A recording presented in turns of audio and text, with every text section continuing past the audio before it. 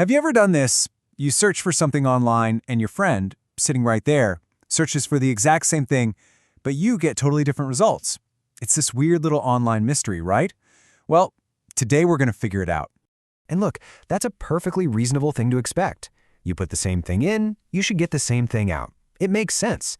So when that doesn't happen, it feels like something's off, like the software is just not working right. This explainer is all about why that happens. All right, part one, a shared search. To really get what's going on, let's just walk through a super simple everyday situation. So, picture this. You and a friend decide to look something up. Simple enough? And here's the key part. It's not like you used slightly different words. Nope. You both type the exact same search term, letter for letter. Logically, you should be looking at the same screen. But you don't. And that brings us to part two different worlds. Instead of seeing a shared reality, you each get your own. Let's look at a real-world example of this. So, internet activist Eli Pariser actually documented this. He had two different people search for just two letters, BP. Same search, same time.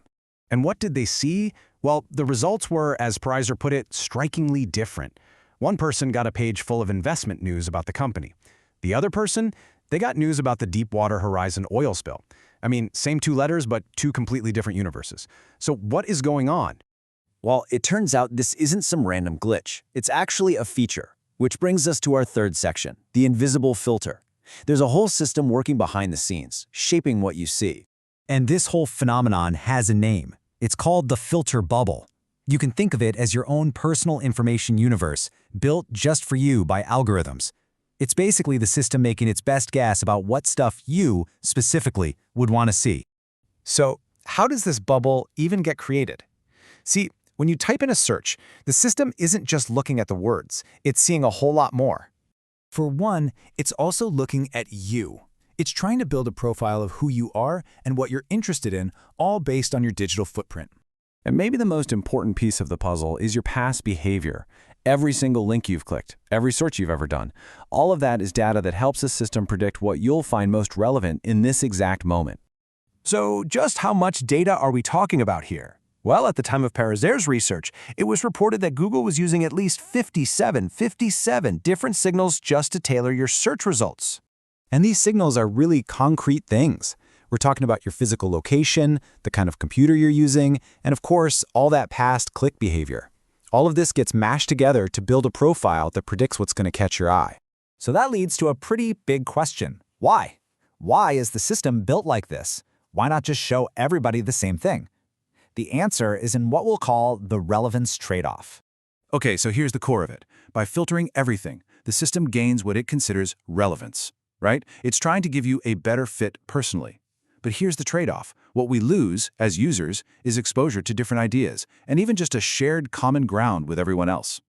And this really brings us to the heart of the matter, and our final section, a personal reality. This whole system creates a unique reality for every single user, and that is what explains the confusion we started with. Eli Pariser had a pretty striking phrase to describe the end result of all this filtering. He called it invisible auto-propaganda, indoctrinating us with our own ideas, a system that's just constantly showing you things it thinks you already believe. So, let's tie this all together. Your results were different from your friends because the idea we have in our heads that a search engine is just a neutral window onto all the world's information isn't quite right. A much better way to think about it is as a personal mirror. It's designed to reflect back a version of the world that it thinks you want to see, and that's why your reflection looked totally different from your friends. So, this software wasn't broken, it wasn't making a mistake, it was working exactly as it was designed to prioritize what it thinks is personally relevant to you over a shared reality for everyone. And that explains why the software behaved that way.